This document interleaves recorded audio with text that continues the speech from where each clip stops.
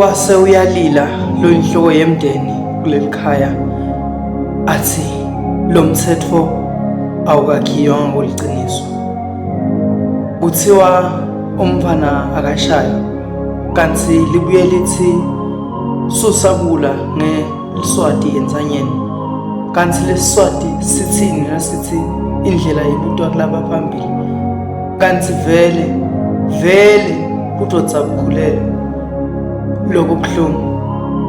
Lo inhloko yemndeni akasakwadi kuba inhloko tuko bakhe bemndeni noma abakha bakhe bemndeni abasakheki bona bamkhombe eParliament lapho kwakhiwa khona umthetho abuye athi abahambe bayogana khona eParliament ngoba la kulela ekhaya kuyawubusa sakhe isicathulo kanti cha nalesicathulo lesi sesiwashwa ngibobona lapho vele lo mthetho utamuhle. Abuye athi emalungelo abonile bantwana kanti cha akabadukisi ababonisa indlela abavule emehlo.